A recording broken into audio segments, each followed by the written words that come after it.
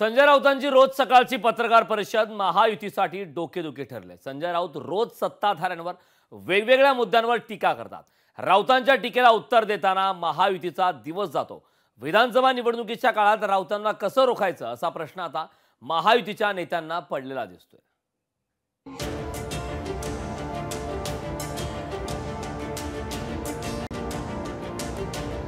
गृहमंत्री पदाचा वापर करून राज्यातल्या निवडणुकांवर दबाव आणण्यापेक्षा अतिरेक्यांवर दबाव आणा आणि त्यांना खतम करा। संजय राऊत रोज सकाळी ज्या मुद्द्यावर बोलतात त्या मुद्द्यावर स्पष्टीकरण देता देता सत्ताधाऱ्यांचा दिवस निघून जातो। 2019 पासून संजय राऊतांनी सुरू केलेल्या सकाळच्या पत्रकार परिषदा सत्ताधाऱ्यांसाठी डोकेदुखी झाल्यात। सुरुवातीला सत्ताधाऱ्यांनी दुर्लक्ष केलं, पण आता संजय राऊत यांना दुर्लक्षित करून चालणार नाही हे सत्ताधाऱ्यांच्या लक्षात आलंय। त्यामुळेच आता भाजपच्या वरिष्ठ नेत्यांनीही संजय राऊतांवर टीका करायला सुरुवात केली।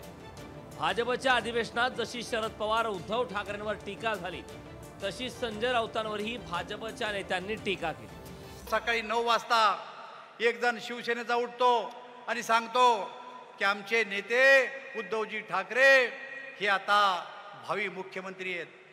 दुपारी 12 वाजता तुतारीचा आवाज येतो। तुतारी म्हणती असं काही ठरलंच नाही। संध्याकाळी 6 वाजता काँग्रेसचा ढोल येतो की नाही आम्ही जे ठरवू ते होईल, तुम्ही दोघं जे म्हणता ते खोटं आहे। अशा प्रकारचं आता राज्यामध्ये राजकारण चाललं। आशिष शेलारांनीही त्यांच्या भाषणात संजय राऊतांचा आवर्जून उल्लेख केला। संजय राऊत हे नरेटिव्ह सेट करण्यात तरबेज असल्याचा भाजपचा आरोप आहे। नेहरूजींच्या काळात विपक्ष नव्हता, आज मोदीजींच्या काळात विषारी प्रचार करणारा विपक्ष आहे, तरी मोदी जिंकतायत। आणि संजय राऊत साहेब, पत्रकार पोपटलाल जी, ये मोदी ब्रांड है, ये मोदी ब्रांड है। मनसे सरचिटणीस संदीप देशपांडेंनी गुरुपौर्णिमेचा धागा धरून संजय राऊतांवर टीका केली। बाळासाहेब हयात असते तर संजय राऊतांना शिष्याचा दर्जा दिला नसता असा टोला त्यांनी लगावला। कोणी कोणाला गुरु मानावं याच्यापेक्षा तो गुरु तुम्हाला शिष्य मानतो की नाही महत्वाचं आहे।